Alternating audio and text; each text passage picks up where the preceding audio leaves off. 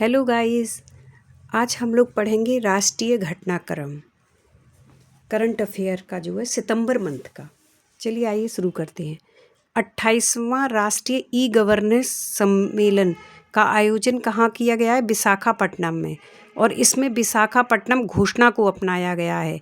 आप लोगों को याद रखना है कि विशाखापट्टनम घोषणा किससे संबंधित है? राष्ट्रीय ई गवर्नेंस सम्मेलन थी।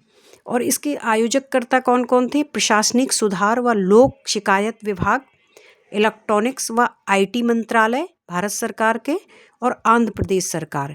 इन तीनों ने मिलकर इस 28वें ई गवर्नेंस सम्मेलन का आयोजन किया और जिसमें विशाखापट्टनम घोषणा को अपनाया गया है। और इस ई गवर्नेंस सम्मेलन की थीम क्या थी? विकसित भारत, सिविल सेवा एंड डिजिटल परिवर्तन, न्यूनतम सरकार, अधिकतम शासन। ये इसकी थीम थी। और इस ई गवर्नेंस सम्मेलन का उद्देश्य क्या है? ई गवर्नेंस के द्वारा हम क्या करते हैं? शासन को उत्तरदायी और बनाते हैं, पारदर्शी बनाना। यही इसका मतलब इसके द्वारा कि उत्तरदायी एक शासन हो, पारदर्शिता हो, इसीलिए ई गवर्नेंस शासन को सरकार प्रमोट करती है। 18 सितंबर को भारत सरकार के मत्स्य पालन व डेयरी मंत्रालय ने यूएनओ के खाद्य एवं कृषि संगठन FAO मतलब यूएनओ की एक खाद्य एवं कृषि संगठन संस्था है के साथ ब्लू पोर्ट ढांचे को सुदृढ़ करने हेतु तकनीकी सहयोग समझौता किया है। ये आप लोगों को याद रखना है कि अगर इसमें विश्व बैंक ये सब पूछे तो गलत है। इसमें क्या है? यूएनओ का खाद्य एवं कृषि संगठन FAO के साथ ये समझौता हुआ।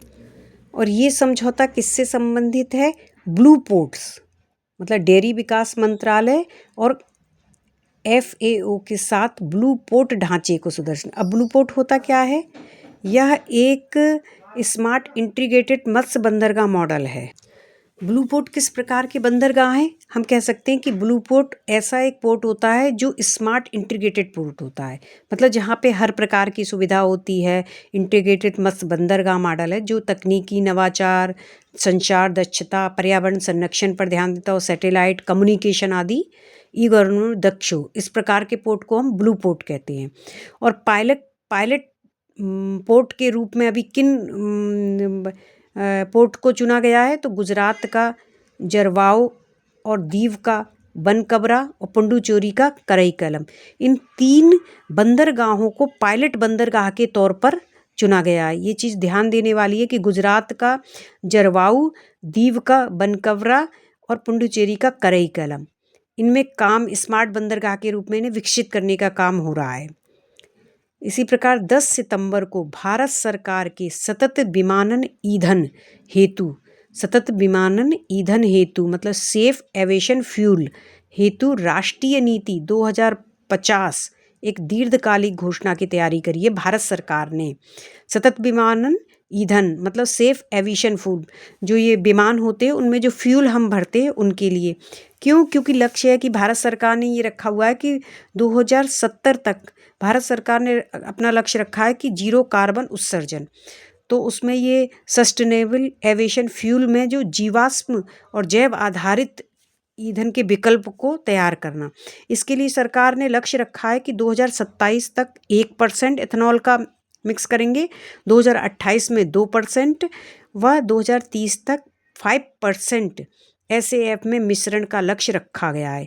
ये डेटा याद करने लायक है क्योंकि पूछा जा सकता है कि 2027 तक SAF में सतत एविएशन फ्यूल में कितने % का लक्ष्य है जैव ईंधन को मिक्स करने का? तो 1% का, 2028 में 2% का, और जो कि 2030 तक कितना है? 5% मिश्रण करने का लक्ष्य है, जिसमें 2030 तक 6 अरब लीटर एथेनॉल की आवश्यकता होगी क्योंकि हम फ्यूल में एथेनॉल का मिश्रण करेंगे, इसलिए 6 अरब लीटर एथेनॉल की आवश्यकता होगी। और 48वां वार्षिक महासागर विधि एवं नीति सम्मेलन, 48वां वार्षिक महासागर विधि एवं नीति सम्मेलन कहाँ पर आयोजित किया गया है? गुजरात के समुद्र विश्वविद्यालय में। इसमें यहाँ पर एक चीज़ गौर करने वाली है कि अगर आपसे पूछा जाए कि समुद्री विश्वविद्यालय भारत में कहाँ स्थित है, तो गुजरात में। समुद्री विश्वविद्यालय भारत में गुजरात में स्थित है। और जो 48वां वार्षिक महासागर विधि एवं नीति सम्मेलन हुआ था, इसकी थीम क्या है? विकासशील देशों की दृष्टि में महासागर शासन। इसकी थीम है विकासशील देशों की दृष्टि में महासागर शासन। यह सम्मेलन इसलिए और भी ज़्यादा इम्पोर्टेंट हो जाता है क्योंकि फर्स्ट टाइम यह भारत में हुआ है, तो इसलिए ये काफ़ी इम्पोर्टेंट हो जाता है। फर्स्ट टाइम भारत में, और कहाँ पर? गुजरात के समुद्री विश्वविद्यालय में। और आयोजककर्ता कौन है इसके? भारत सरकार का पृथ्वी विज्ञान मंत्रालय, भारत सरकार का पृथ्वी विज्ञान मंत्रालय और Stockton center for international law, Stockton center for international law और यूएस नेवल वॉर कॉलेज, ये तीनों ने मिलकर ये आयोजन किया है। भारत सरकार का पृथ्वी विज्ञान मंत्रालय, इस्काटन सेंटर फॉर इंटरनेशनल लॉ और यूएस नेवल वॉर कॉलेज, इन तीनों ने मिलकर गुजरात के समुद्र विश्वविद्यालय में 48वां वार्षिक महासागर विधि व नीति सम्मेलन का आयोजन किया गया है।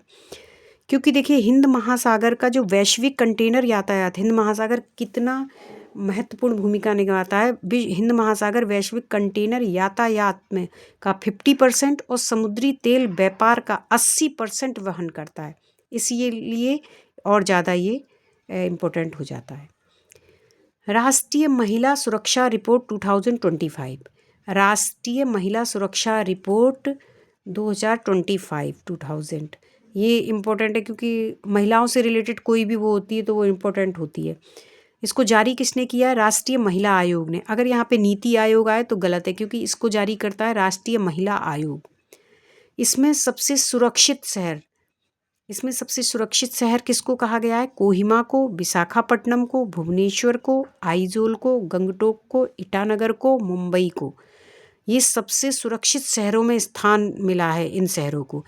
कोहिमा, विशाखापट्टनम, भुवनेश्वर, आइजोल, गंगटोक, ईटानगर और मुंबई सबसे सुरक्षित शहरों में। इनमें ज़्यादातर जो शहर हैं वो किधर है?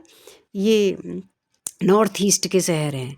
बाकी एक भुवनेश्वर है और मुंबई, और एक दक्षिण का विशाखापट्टनम, ये ध्यान देनी होगी। विशाखापट्टनम दक्षिण का, एक विशाखापट्टनम है।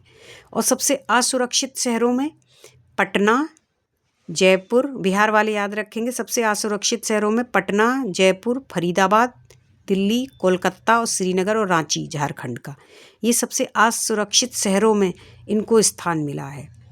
राष्ट्रीय सुरक्षा स्कोर कितना रखा गया था? राष्ट्रीय सुरक्षा को 65% निर्धारित किया गया था। मतलब जो सबसे सुरक्षित शहर है इन्होंने 65% अंक हासिल किए, और बाकी जो सबसे असुरक्षित शहर है इन्होंने शायद 65 से कम अंक हासिल किए, इसलिए ये सबसे असुरक्षित शहरों में हैं। इसी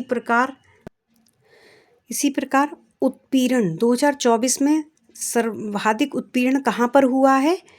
सार्वजनिक स्थानों पर 7%। मतलब 2024 में जो महिलाओं का उत्पीड़न सार्वजनिक स्थानों पर कितना रहा? 7%, जिसमें 24 वर्ष से कम आयु की महिलाओं का आंकड़ा कितना? 14%, और बाकी का 14 से जो ऐसी है वो 24 से ज़्यादा आयु वाली होती है। 24 से कम आयु की महिलाओं का आंकड़ा 14% रहा है, और उत्पीड़न 2024 में सार्वजनिक स्थानों पर कितना रहा? 7%। प्रमुख जो उत्पीड़न स्थल थे वो कौन कौन से हैं? महिलाओं के उत्पीड़न के जो प्रमुख स्थल हैं वो पड़ोस में, क्योंकि ज़्यादातर महिलाओं का उत्पीड़न अपने पड़ोस में ही होता है, जिसमें 38% है। और सार्वजनिक परिवहन जो यातायात के साधन हैं उनमें 29% सर्वाधिक मामले रिपोर्ट किए गए ये उत्पीड़न के महिलाओं पर। भारत में मातृ मृत्यु दर में सुधार की दिशा में जो रिपोर्ट आई है गृह मंत्रालय के रजिस्टर जनरल कार्यालय द्वारा जारी की गई है।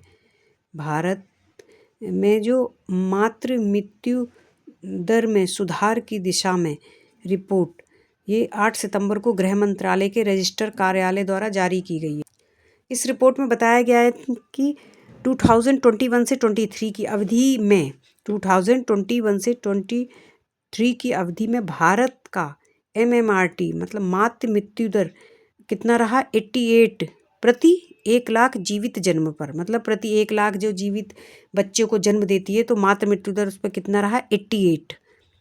तो जो कि ये कैसे स्थिर स्थिति को दर्शा रहा है कि भारत में मातृ मृत्यु दर की भी स्थिर स्थिति बनी हो। और SDG जो सतत विकास लक्ष्य है उनमें MMRT को को क्या लक्ष्य रखा गया है 2030 तक? 70 प्रति 1 लाख जीवित जन्म से कम करना। मतलब जो सतत विकास लक्ष्य हैं उसमें जो वैश्विक मातृ मृत्यु दर को 2030 तक 70 प्रति 1 लाख जीवित जन्म से कम करना है, और भारत का कितना है अभी? 88 पर स्थिर है। Thank you. Please like share and subscribe. Next part जल्दी आएगा।